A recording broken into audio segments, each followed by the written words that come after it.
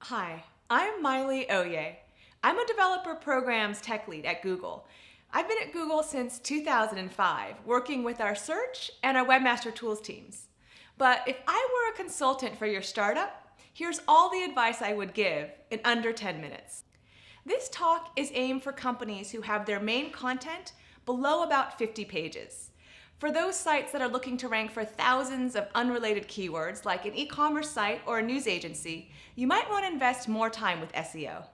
My objective for this talk is to provide you the basics in the most efficient manner possible, and to help you feel assured that you're not doing something totally wrong related to search, and last, to provide pointers for more information.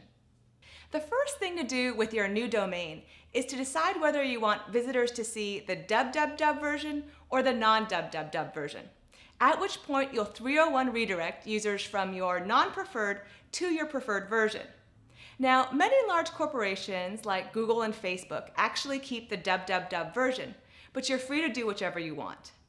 The reason why we use a 301 and not a 302 is because a 301 is a permanent redirect.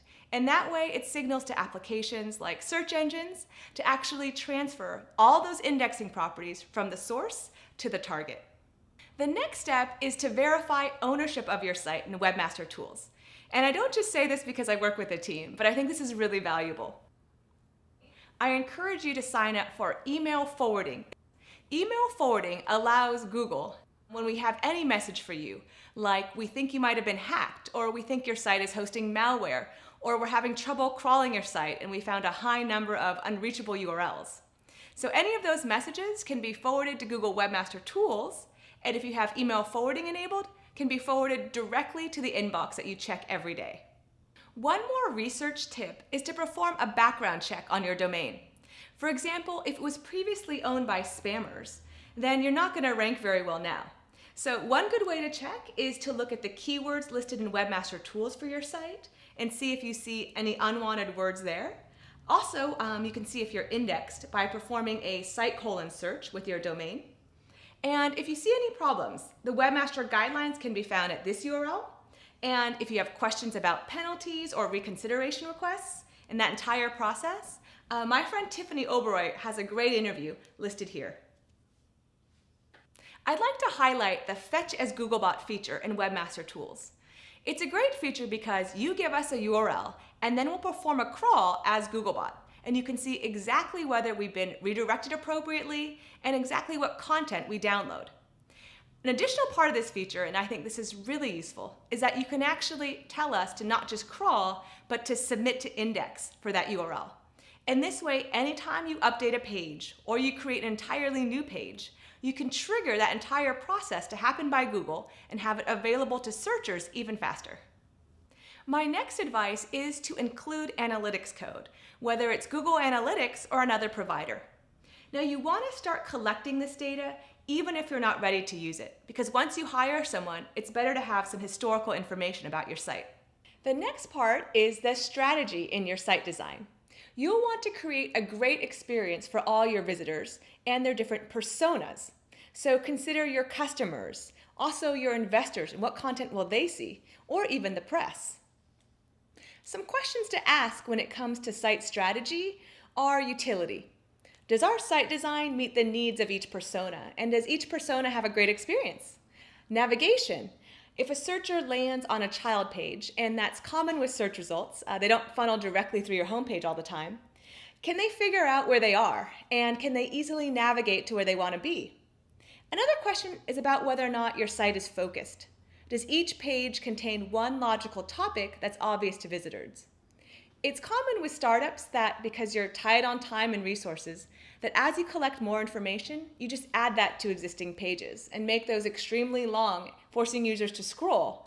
But instead, think about your site design and if that should be broken up into separate pages. The next step, and this is especially helpful for startups, is to define your conversion.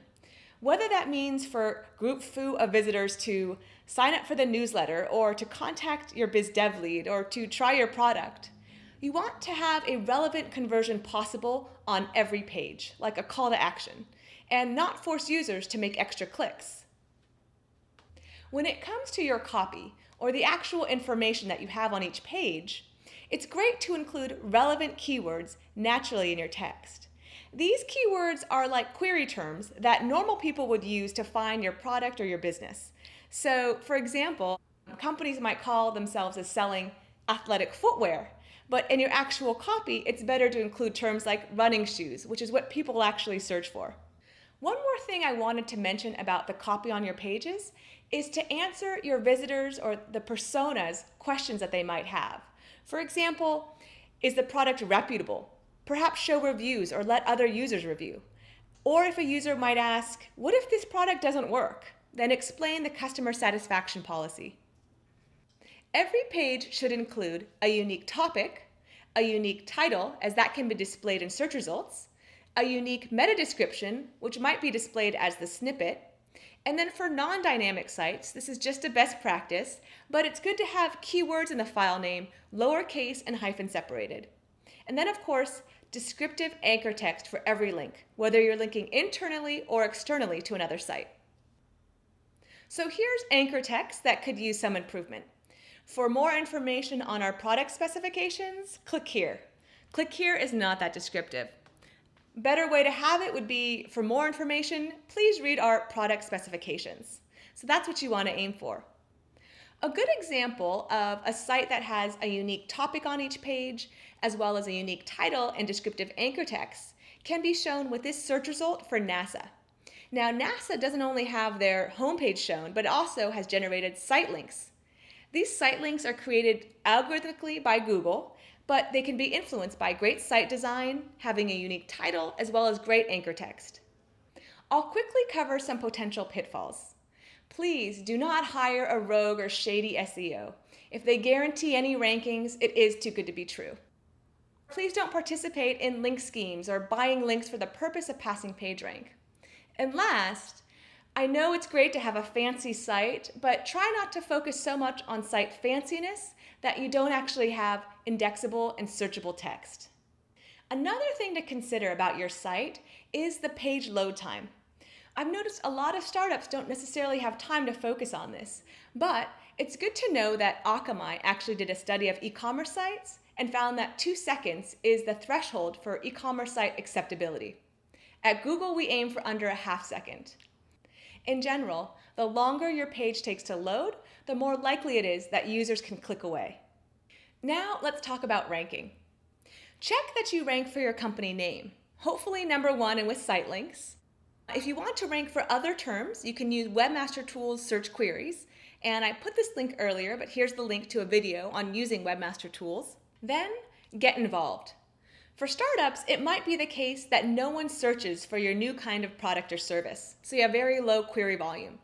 At that point, you could prioritize finding a potential audience or community through existing forums, blogs, or social media sites.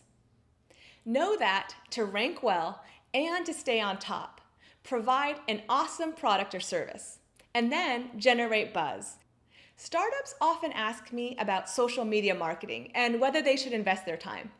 Well, I think that social media is terrific, and one big reason is that rather than just having an avenue of users coming through search, this really diversifies your approach, and you can get visitors from different sources.